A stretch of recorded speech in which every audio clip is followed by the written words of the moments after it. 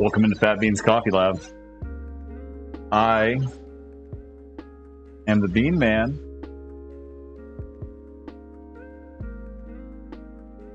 Welcome in.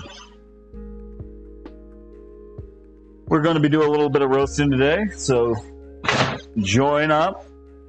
Feel free to post any questions you have in the chat. Just come in willing to hang out. We'll get started. In fact, we're already started. A live look at Judy 2. She's an Aleo Bullet R1 version 2. And she is roasting up some Guatemalan coffee tonight.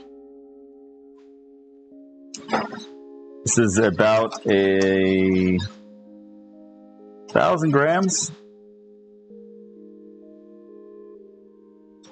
1 kilogram, you want to get super scientific about it. 2.2 pounds. And we're going to be taking it about 10 seconds past first crack tonight.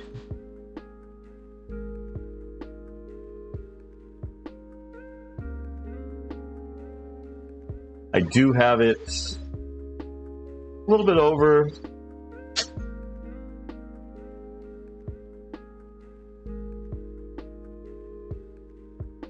We are rolling. But nonetheless, welcome in. I'll probably be doing about 4 or 5 different orders tonight just to get everything filled and ready to go. I am going to be doing my last farmer's market of the year. Or at least the last one of these markets. I still have a Saturday market I'll be going to. But we are finishing up as it only runs from June to August. It's a night market, so it's starting to get a little bit darker, a little bit earlier, and that tends to not make it as marketable when it's dark with about an hour left to go. So it'll be done. I'll be grateful to have the opportunity to get to do that market. I think I made a lot of good contacts, a lot of customers, had a lot of good conversations, had a lot of fun. But if I'm being 100% honest with you, I am also glad to be done with it. It's just been a little bit much. So it will be good to have a break, a much needed. I don't know if much deserved, but much needed nonetheless break.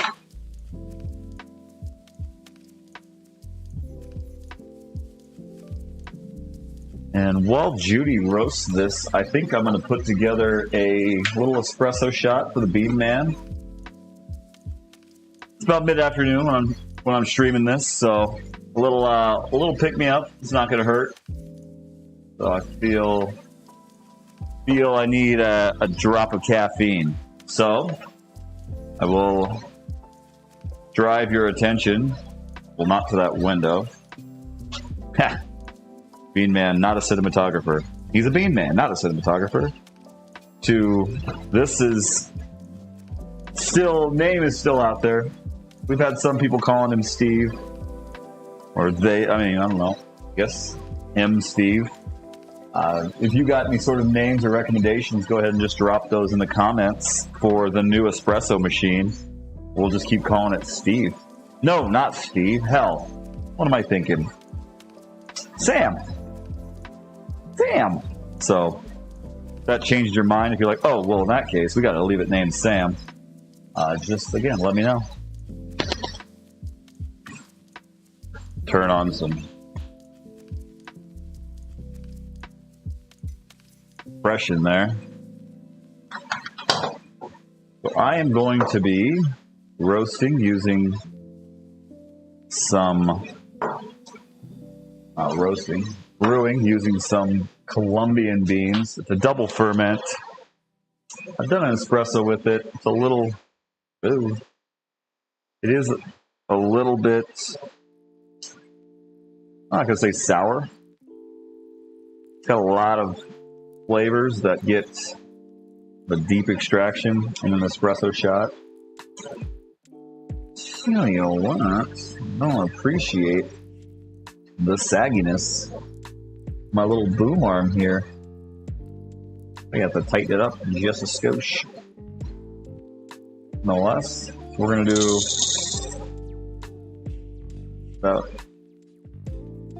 18.5 grams. Last time I pulled one of these shots, the humidity was really high and it went pretty quick.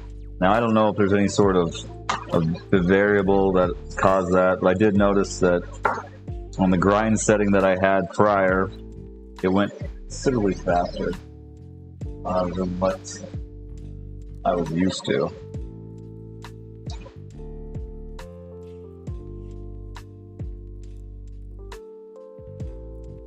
Ridiculous. Stop tipping. You know, coffee, espresso, roasting, and amateurish cinematography. That's what you're here for, I know. That's what the internet was invented for. An adult male in his basement roasting coffee and filming it poorly for the masses. Well, you're welcome. Well, you're welcome.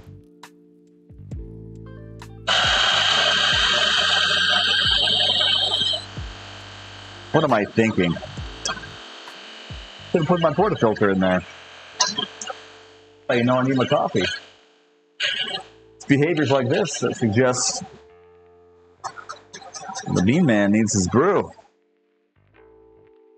All right, well, okay, because now we can measure how much we have in there. 18.5 in, 18.5 out.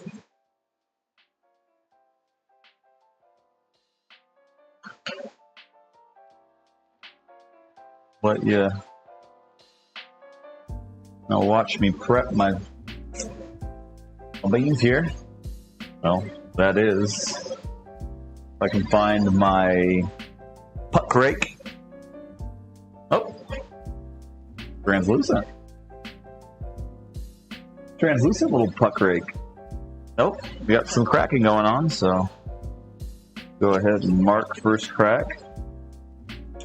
Might be a little bit beyond first crack. I think it's in. Losing it. Gonna get myself a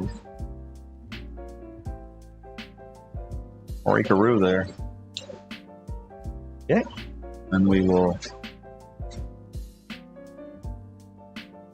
line it up on our mat. Nice. Bamp there. Woo, look at that. I actually don't know if that's good or not, but hey. We will place that here.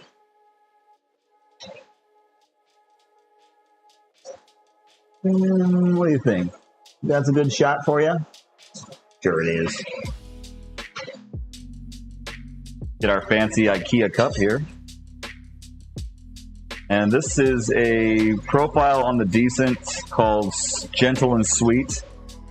Just got the Decent in about a month and a half ago, so I'm trying to just keep it as lo-fi as possible while I just spend a couple of months learning the ropes.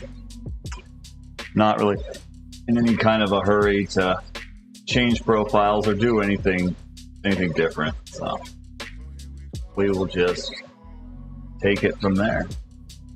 All right, pre-infusion of 10 seconds. Looking for about 36 milliliters. And so we did a 26-second shot total. Looks pretty good. I like to try to shoot for 30 seconds. So if I do another shot tonight, I guess I will just, well, I'll taste it first. How about that? How about you taste it first, Bean Man, and then you start messing with it? Yes, you're right. You're right, Coffee Conscience.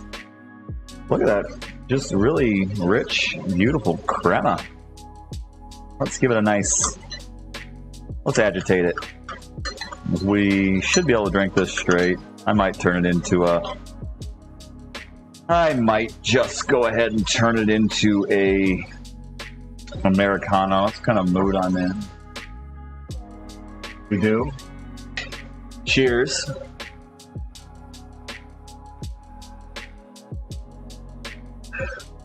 Ooh, that's nice. Very creamy. Nice subtle fruit flavor in there. Not too harsh. Not too sour either. A little bit, like I said, a little more sour. In fact, I might put a little bit of water just to let it express itself a bit. I know. Why would you take something so golden and pour water onto it? Because I want to. Can't get any more eloquent than that. Because I want to. Alright. Here's some early pops of second crack.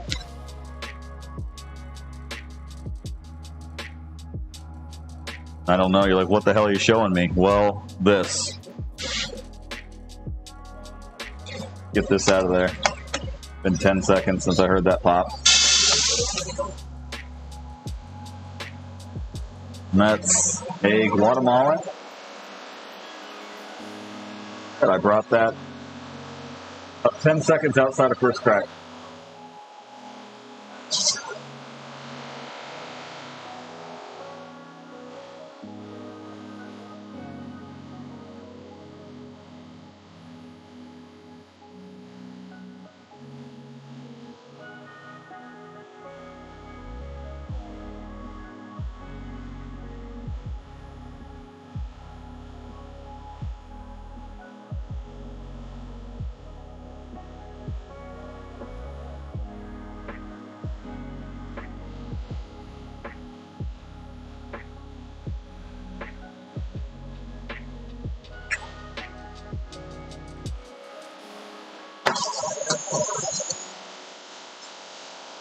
And that was a pretty good roast, so I think I'm just going to go ahead and do a straight back-to-back on that before I do anything else, as I can always use Guatemalan coffee.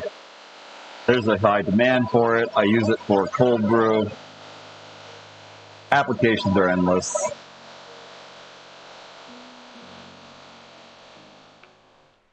I've never been in the position to say, I'm sitting on way too much Guatemalan coffee. Because it's just good coffee. It's not going to blow your wig back or anything, but it's good coffee. And sometimes in life, you just want some good coffee. Also, other times in life, you want your wig blown back. I'm not here to judge. I will tell you with a little bit of water, I think balances out real nice. I think it'd be a little even tastier if I didn't grab what I consider to be a dirty cup. So, gotta watch those minor details, but I thought it was clean. But it's the espresso cup that I used the last time. I think I was even wiping the cup out with a rag. I said, you know what? I bet I'm gonna grab this and think it's clean.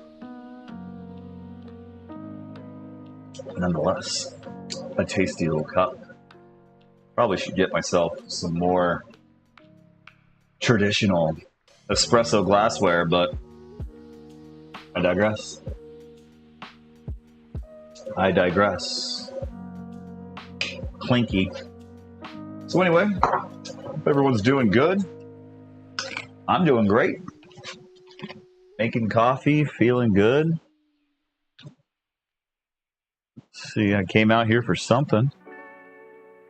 Must not have been that important. Oh yeah, knockbox. Came out here looking for the knockbox for the espresso shot. Yeah, that's it's good. I mean, I think I just have a weak palate. It has to be, really has to tickle my fancy to want to just pull a straight espresso shot. I mean, that's the goal, is to get there, both in, the more coffee I experience, and if I pull out better shots, the idea is that I should be able to kind of experience the shots the way that they were intended, but just in my infancy. Prior to getting this machine, could count on one hand how many espresso shots I had. So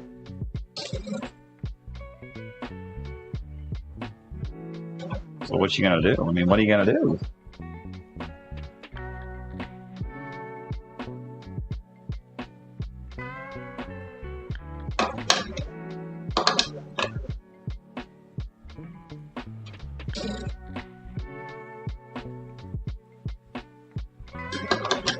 All right. Perfect. So what we want to do is we want to load up the next Guatemalan. Getting a little thin. I'm gonna have to probably order a new Guatemalan. This is a Weiwei Tango. That's been pretty good to me. If you've got any comments or what you think might be a good Guatemalan, good region. I like Weiwei Tangos. They're not, again, they don't blow your wig back by any means, but I like them. Just a good natural processed coffee. I think this one was appealing to me was that it was a fair trade, organic coffee. It tends to check a lot of boxes for some of the farmer market faithful. Not all of them. Some of them are more apt to kind of listen to how fair trade, very important, in my opinion, but organic can be a little bit misleading. But when you're just sitting outside and people see that fair trade organic symbol, I think it just makes them feel like the premium price of specialty coffee is somehow being achieved. So, hey, whatever gets you drinking specialty coffee, I don't care. That's the point, is just to spread the love of good coffee and rid the world of not bad coffee. Well, bad coffee, obviously. We don't want any misbehaving coffee. Inferior coffee? I don't know. Maybe so.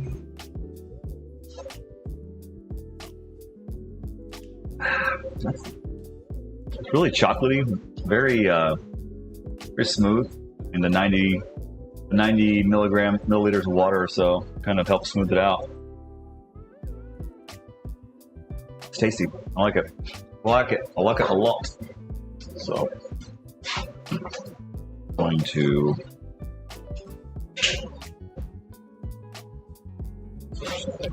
here. Get ready for our next batch. Oops.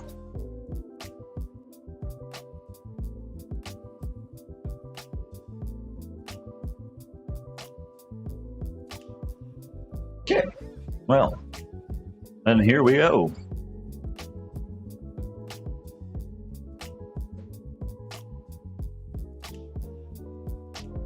I haven't streamed a lot on YouTube. I've been streaming over on Twitch for about a year and a half, but I come over here every now and then just to do something different. I don't really have a preference one way or the other. I mean, it's not like, coffee streaming is exactly necessant to a platform. You don't have millions of viewers that are actively seeking out coffee yet, but it's fun just to have a little platform where I can get on, do what I love, what I'm passionate about, just hang out for a little bit. Otherwise, I'd just be talking to myself in a basement. This way, if I have a camera on and I'm recording it, well, then I'm not talking just to myself. Well, I'm talking to you guys. I'm talking to you. I'm talking here. Doesn't seem as sad. Or maybe it's even more sad. What do I know? Alright, well. Get Judy fired up again, or get her going here. Give you guys a little candid shot of old Jutesy at work. Giving it the old Jute scoot, if you would.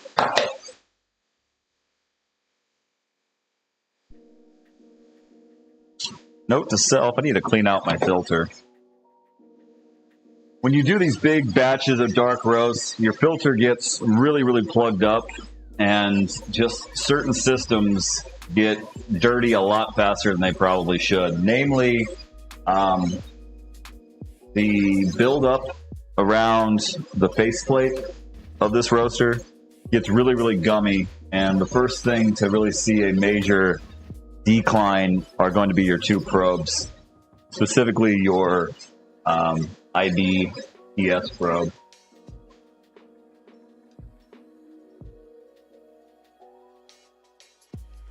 Your infrared beam temperature probe, IR probe, whatever you want to call it. The probe. So I just use a little bit of espresso machine detergent, throw it in a bowl, I drop the filter in, cut that coffee oil right off in about 15-20 minutes, wash it down, and I'm ready to go again. So no real fuss, and I need to create a much more consistent, because so goes the cleanliness of the rest of the roaster. By way of the cleanliness of the filter, so too goes the Bean Lab. Oh, I'm trying to decide if I want another shot of espresso or not. I mean, it's mid-afternoon down here, so might be able to just call off the dogs for now. But that was pretty tasty. Faster I drink coffee, it shows you how tasty it was. That one was real smooth. Espresso just hits me in a very, very unique way.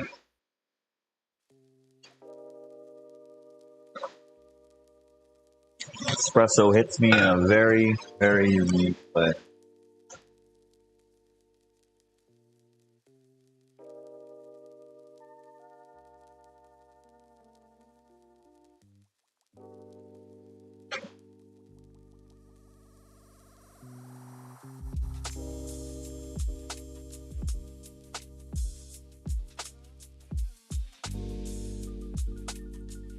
Now, I've done some videos on here before, on YouTube.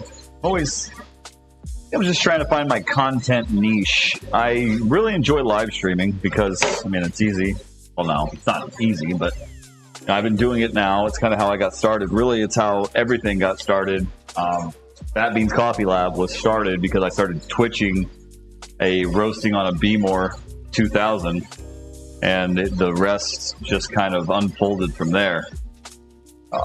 I got a new roaster. I started roasting at farmers markets. So really kind of where I owe my start. Made a couple of videos on YouTube. And they're pretty crappy, like most people that start on YouTube. I don't have I don't know. I think it's like anything. You just gotta get in there and start doing it. And I have not devoted enough time to making content. But I'm also, quite sure what coffee content is supposed to be. Is it like recommendations? Is it like, hey, check this out? Is it just looking at cool shit? Like, I don't know. So with that being the end, it's hard for me to understand. Now, I will say that home roasting, even since I've gotten into it, has exploded. Partially probably due to the lockout, but also because the machinery is getting much more efficient, and you can make arguably close coffee that the big boys are doing at home. And because of sites like Sweet Maria's, Happy Mug, and the such, you can really get some high-end stock to roast. So those two kind of things together have really opened the door for a lot of people that are starting to home roast, and kind of created that new market that I guess you could call like artisan roasting, in that people are using small machines, making small batches and selling them. I started selling to friends and family, and I've since gone to farmers markets where I actually will take my machine with me. I kind of treat it like a concrete business. Instead of mixing all the concrete and then trying to guess how much I need. More just bringing the concrete mixer right to the site and mixing it up right on site. So it has helped to definitely, make sure that I'm not wasting anything, which then allows me to, I'm not wasting anything. I'm giving the freshest coffee possible because I'm roasting it the day of order. Which, that does have some drawbacks, especially if someone comes in and orders like, hey, I want espresso beans. And I'm like, well, here you go. But let me warn you, these particular beans are going to need to be degassed for at least the next, 8 or 9 days. But you can get people fresh coffee. And 3, it allows me to offer a bunch of different varieties of coffee. Because a lot of times people will say, hey, I'm looking for a light roast. And even if I haven't roasted it up yet, at a general farmer's market, I just say, hey, I'm going to start roasting it. It should be done in about 15 minutes. Come back. And surprisingly, I thought that was going to be the biggest drawback. But, people have waited for it. I'm doing farmer's markets for, like I said, this is my 2nd year, and it's been good. It's a hobby. I'm glad I have my full-time job to fall back on right now. It's a lot easier to just take it easy and enjoy the process when not trying to come up with new gimmicks to make it my, ends meet with it. But we do well. I've roasted a lot of coffee. Feel like I've gained a little bit to my skill. I'm just one step closer to the mastery, I seek. If I go Gladwell on this and say I need 10,000 hours, well, I put in some hours. Now, I'm probably realistically more than 5 years. Probably take me 10 years because I'm doing it, part-time. But right now in the summers, I'm roasting maybe 25 hours a week, so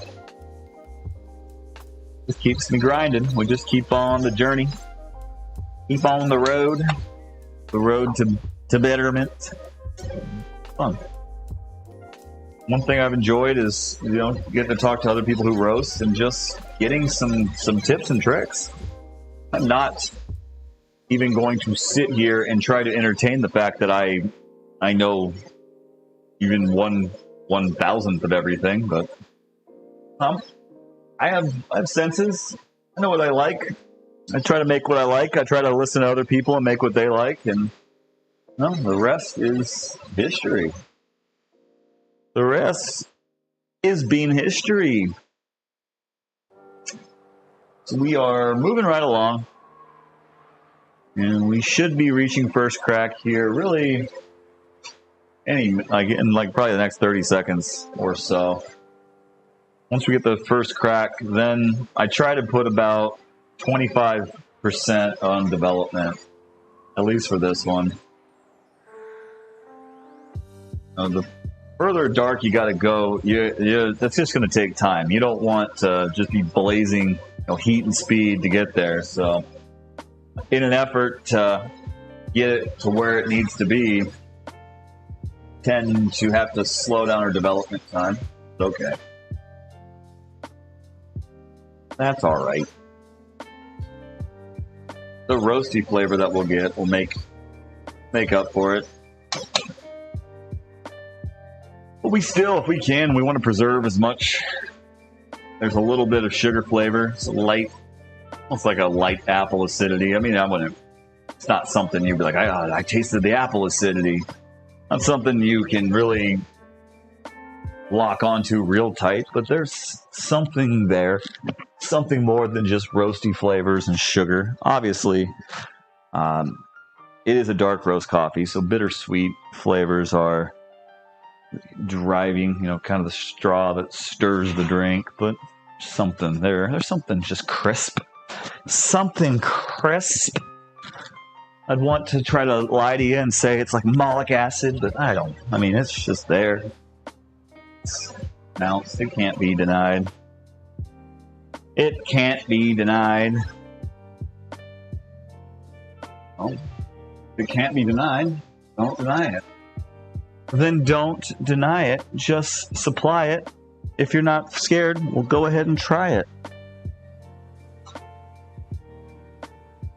But you know, when you clicked on this video, you didn't know you were going to get a freestyle rap, did you?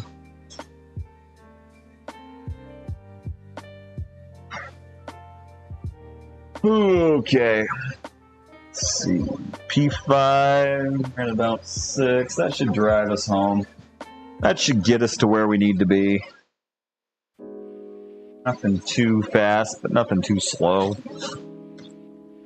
Probably will jump up here. I won't step off the gas too soon.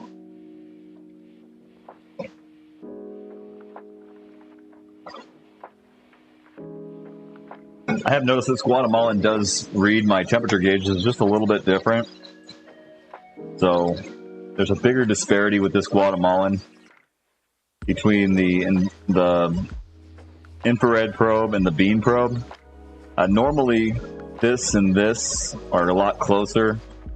It seems that this number needs to be about 228 to 230 is when this coffee usually starts its trip into second crack, and this one is usually getting closer to about 117 or 217 or 218. Now, what the actual temperature is in there, and you just, with a small roaster like this, you just try your best, but more about looking at it with your eye, your nose, your ears. Can't forget your ears. And also calculating the overall development time. Your development time's only at like 10%.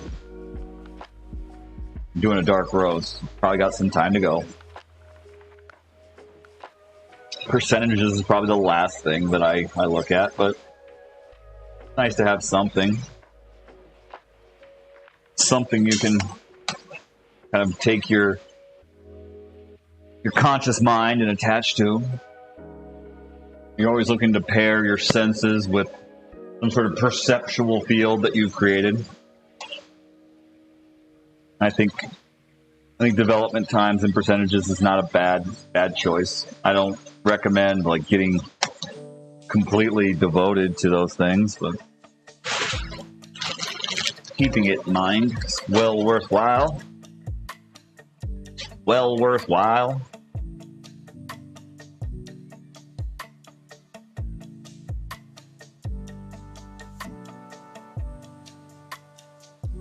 I'm just going to throw it right on YouTube. I'm just going to see what people think. Get some feedback.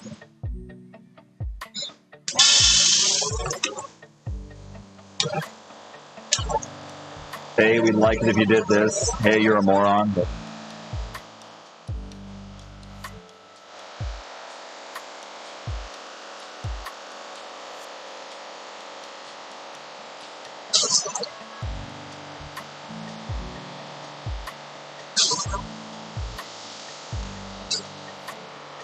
next roast I'm going to do, just going to move a little bit further south and do another Central American coffee. A very, very mild Costa Rican. Nothing crazy. Still specialty. I believe it scored like an 86. You can take or leave that scoring.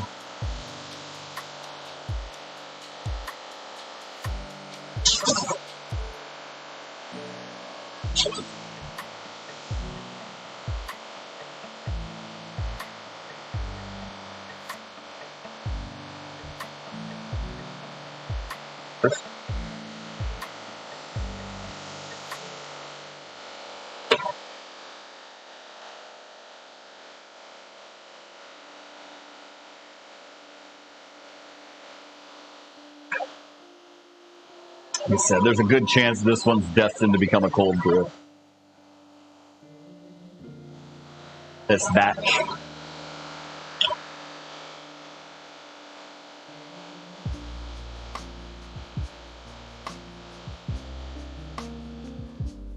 And I will say this about the bullet, the probes tend to be a little bit more consistent when you do anywhere between about 600, 750 grams.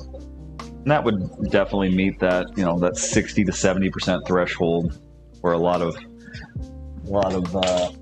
production roasters are at. But it does, I mean, as long as you kind of, like I said, just read everything, you can do 1,000 kilogram. You don't have to lose any sort of speed or anything. It's just the gauges don't work as well. So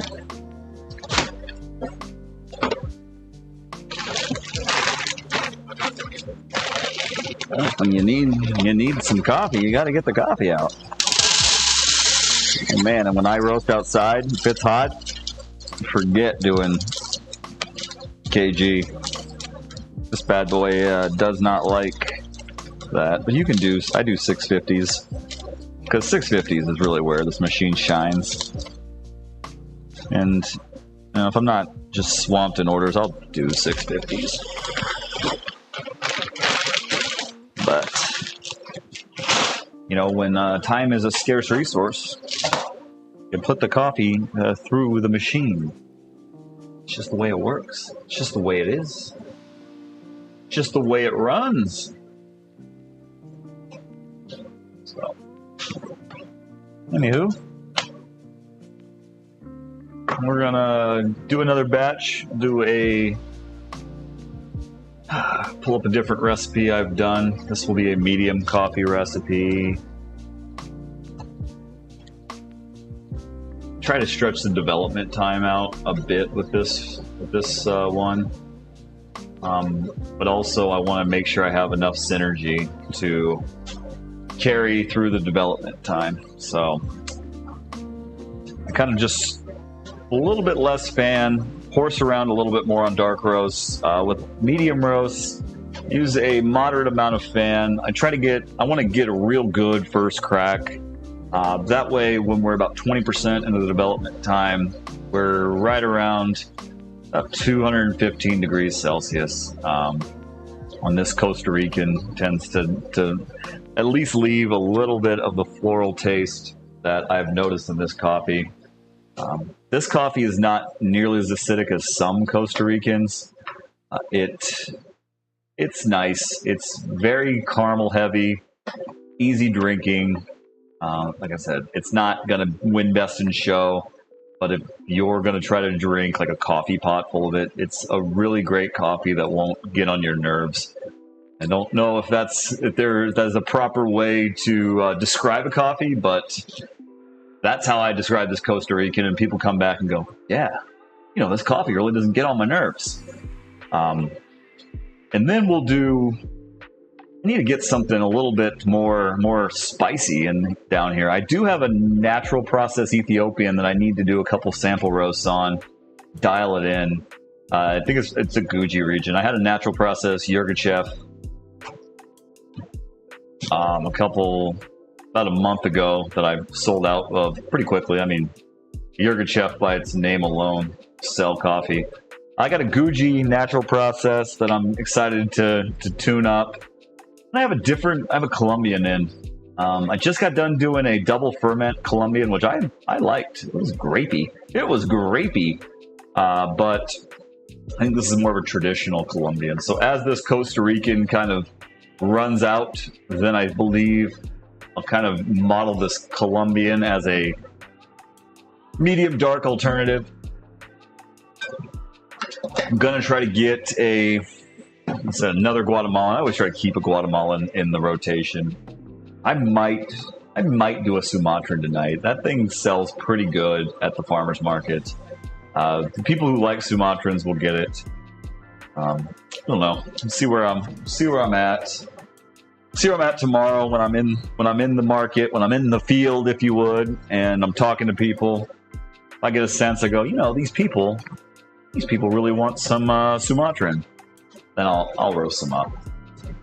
But if not, I might just sell the basic stuff, the basic coffees, my Costa Ricans, my Guatemalans, and then I got a Kenyan that I have been kind of promoting as my light roast. It's a very subdued It's a wash process Kenyan, not nearly as acidic as Kenyans can be.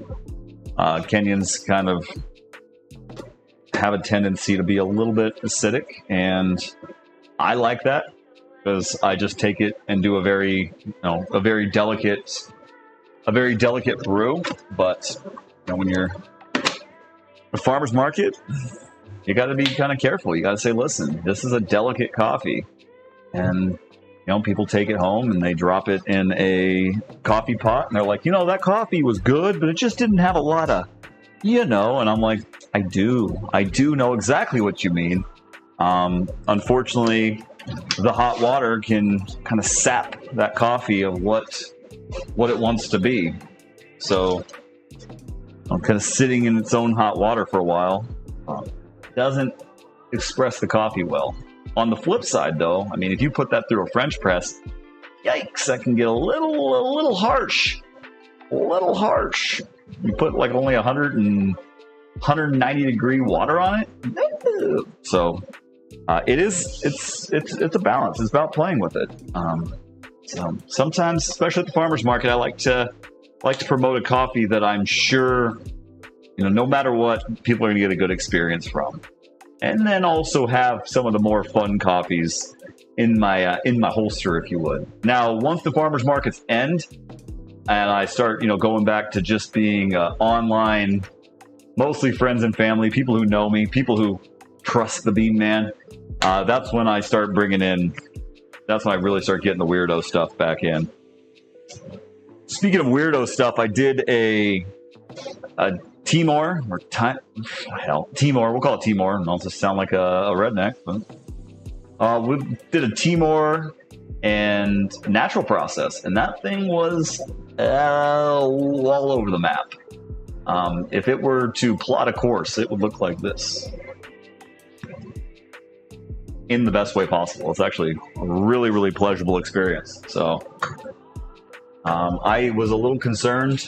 Some of the tasting notes that I got for it on Sweet Maria's were like, whoa, I don't know if a wild and woolly cup is necessarily something that could be good in coffee. But lo and behold, my brain just could not lock in on a flavor. And there are times of the day where that is exactly what the Bean Man needs. Especially early in the morning, I put that in an AeroPress, which that's a testament to the coffee, that even in an AeroPress, it's still just... I did an espresso shot with it. No, I didn't like it. I didn't hate it, but it was exhausting. I was exhausted by that coffee at that point. Okay, so Judy is almost back, so I want to preheat it. Now you'll notice here, this is getting too hot. Sometimes humidity right now is, 50%. It's a little, I think it's about 75 degrees here in the Bean Lab right now. This will turn off if it gets to 245, 242. So we might just have to call it charged if it doesn't, because I don't want it to get too hot. Again, these are only problems you have when you have the thing pushed to the limit. Push it to the limit.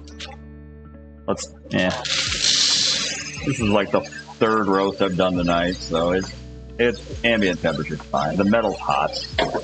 Judy's hot.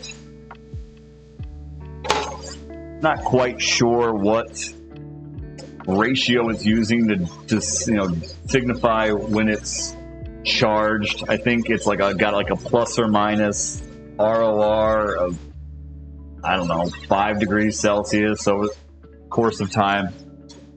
Sure, it's something real simple that my primitive brain just can't pick up on, but I'm not going to let it overheat either. So that would mean I'd have to shut it down, restart it, let the impeller fan run, get some cool air running across the metal. That's not what we want to do. We want to roast coffee. We want to get in there and roast. Okay, so our drop looks like 110 on the probe where we got our turnaround. Usually like to shoot for about 100. I've noticed with this Costa Rican that it just doesn't drop. I tried lowering the preheat down a little bit, but I just kind of like the overall synergy of this roast. There's no defects or anything, and in fact, on an electric roaster, defects are not impossible, but they are challenging. You try to play like a champion, so I try to mimic a gas roaster all I can, but at the end of the day, it is an electric roaster. So there are certain things about the roaster that you just have to accept that it's an electric roaster. It's not going to be a gas roaster, and if you want it to be a gas roaster, you got to get a gas roaster. I have dreams and aspirations to get a gas roaster someday, and I know I will because I want to learn on a gas roaster too. However, at this stage in my skill, just kind of using what is economically viable. Also, the footprint of it is nice and small. I don't mind. I don't mind at this stage. I feel that I'm learning enough about the nuances of profiling on this little electric roaster that I don't need to run out and get a gas. That would just be more of a, kind of just chasing my own tail. Now, I do see a time when I'd like to have both. Maybe I'd have like a gas roaster that I could do cold brew, maybe some larger applications like a subscription. We do have a little subscription we do. It's mostly friends and family, but it does take me a couple of hours to do the subscription on this machine. It would also be nice, to create like a one proprietary blend. Like, this is my house blend, and be able to, kind of chop that up and know that I can always sell that. Maybe not even try to have it be like a batch thing. Just, this is like Bean Man's blend. I always have it available, and then I can do anything for you that you select. But you always think you got one step in the future, but it's important to understand that I have yet to reach a point where I was like, man, if I had I can't grow anymore because I don't have a gas roaster. I learn a little something new every time I hit the bullet is now ready button. So those are just, a child looking towards the future and probably failing to realize that really everything he needs is probably right here. Right here.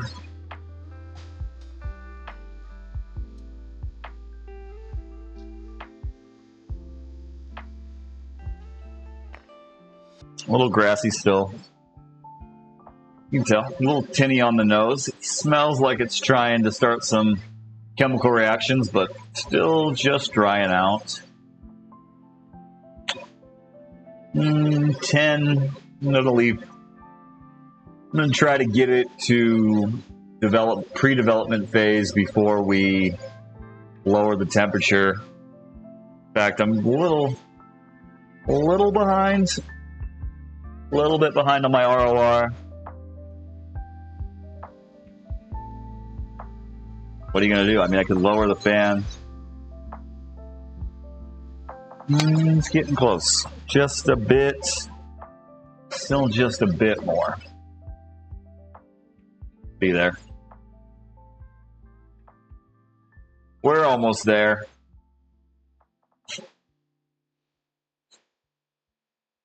All right.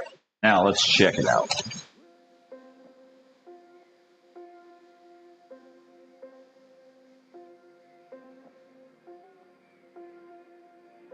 Nice. I definitely can smell some chemical reactions. Very sweet, very bread-like.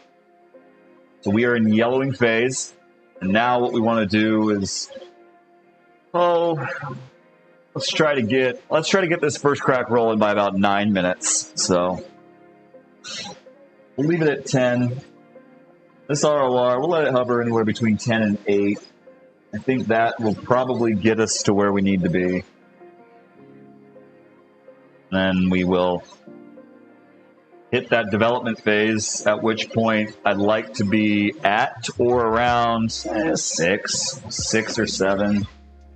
A little aggressive for some roasters, but I'm going more off of my machine than I am like replicability. You roast with your machine, not purely with theory. You take the theory, you apply it to your machine, not vice versa.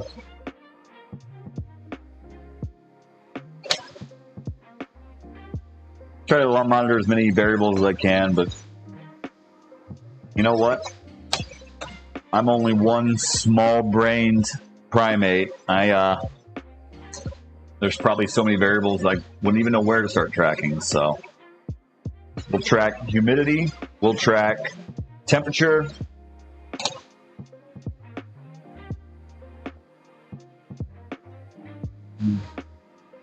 obviously the machine itself.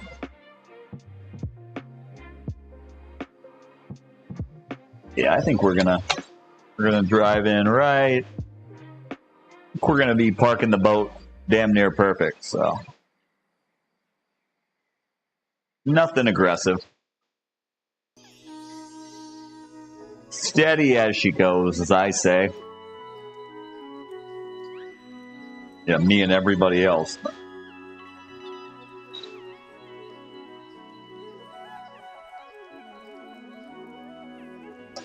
Ooh.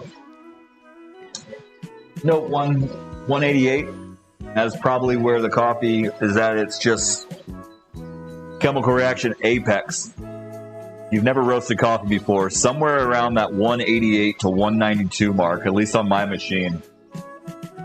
The aromatics are just so intense that it just wraps my brain around just really tight, like a rubber band. And then from there, it starts to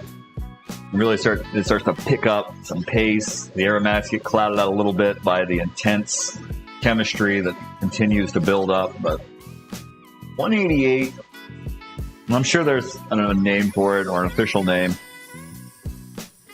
I don't know what it is. 193, 837, 8.6. That 9-minute mark, I think, is going to be. We're going to go by it just a little bit. Not a big deal. I think it's only going to be about 10 to 15 seconds. So, a good, overall, consistent roast.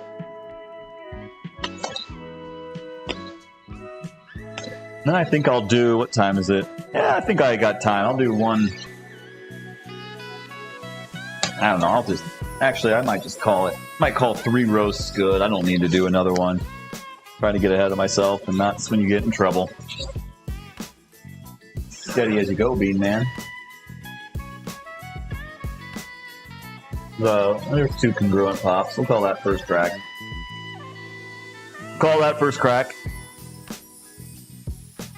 Now we're rolling.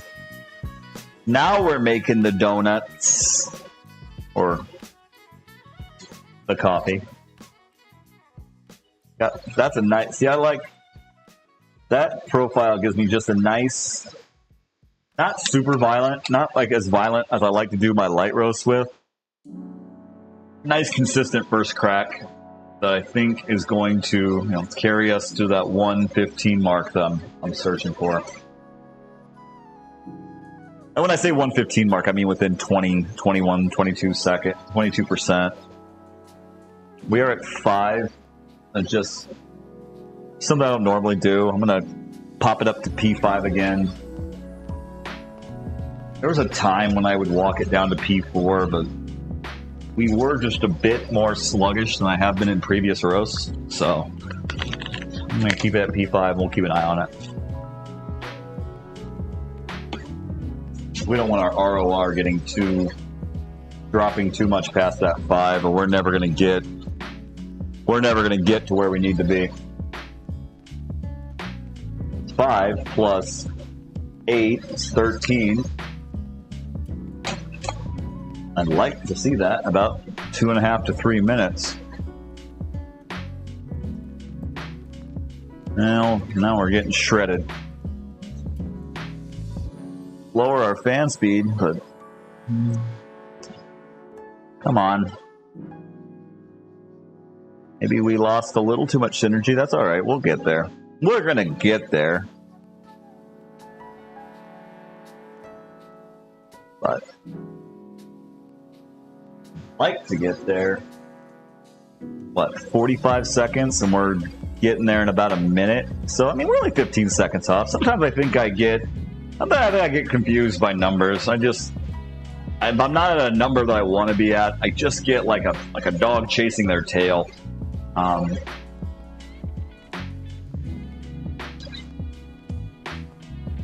Because that's... I want to go... Honestly... still a little bit... I want a little bit more roasty smell on it, but it's getting damn near close. So maybe that 214 might be our mark.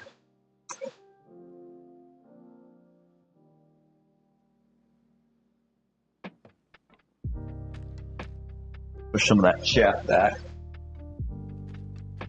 Yeah, there we go. That's it. Let's take a quick little snoot. Oh yeah, that's what we want. That's what we want. I like that a lot. Woo, yeah, that's nice.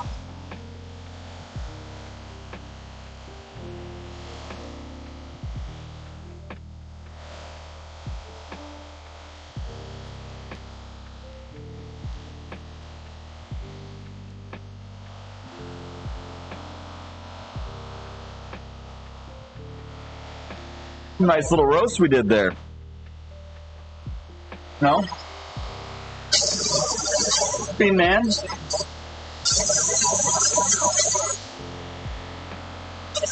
Ooh, that's buttery.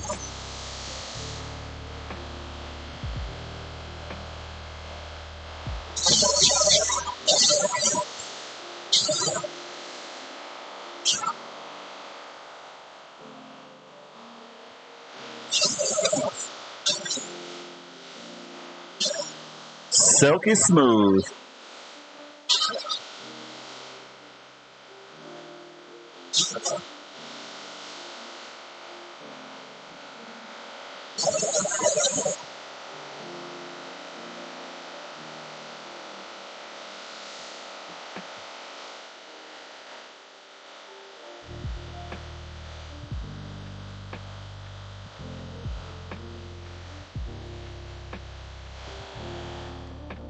All right, so that's good. That's a nice little session there. Got a couple pounds roasted up.